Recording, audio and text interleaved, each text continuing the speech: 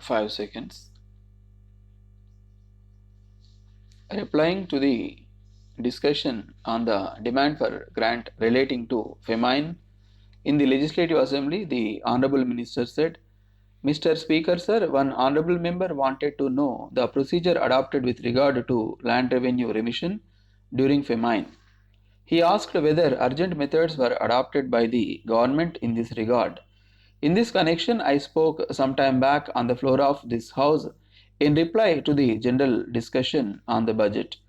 At that time, I said that the collectors of the districts where famine conditions were likely to develop were asked immediately to review the situation, and they did so. Collectors can suspend collection of land revenue in suitable cases. As a matter of fact, several collectors have used this power to suspend the collection of land revenue. Later on, orders of remission will be passed on the basis of the outturn in each area. So, I would like to point out that there will be no hardship to the ryots.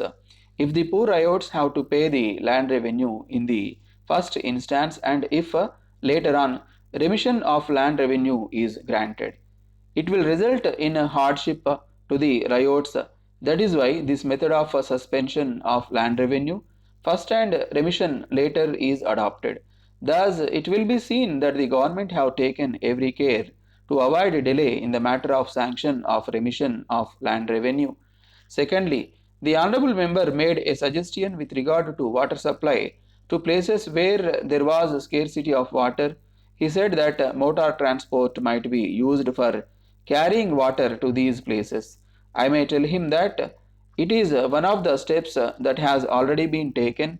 The Famine Commissioner has already moved in the matter.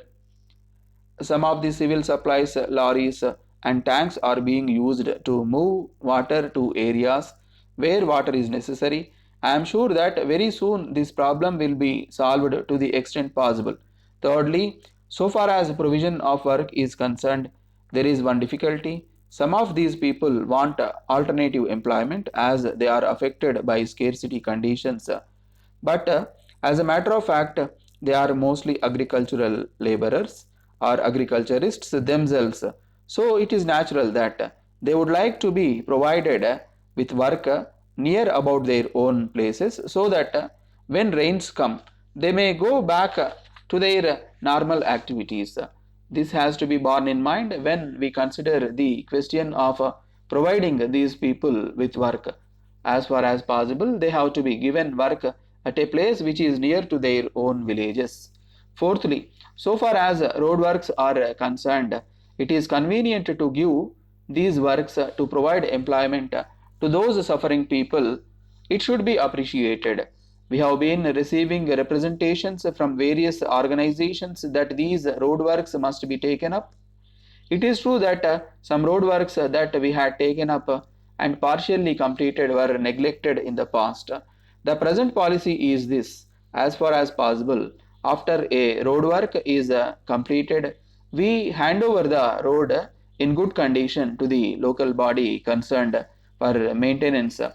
I know the difficulties of social bodies in maintaining roads, so it is a matter that these roads should be maintained either by the government or by the local body.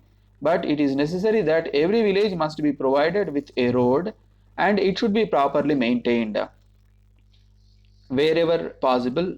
If the local body concerned is willing to take over these roads later and maintain them, we take up the roadworks which are recommended by the local body. This is our policy. Most of the roadworks which have been taken up now for execution by us are those recommended by the local bodies. So I think that they will be in a position to maintain these roads either by themselves or with the assistance of the government. At the same time, we have to provide work to these people in such a way as to suit their usual ways of life. It is not right to say that they should be moved to some other place, and huts and other facilities must be provided for them. We must also realize that it is not a question of providing permanent employment to these people. These are some of the facts which we must bear in mind in connection with taking up road works.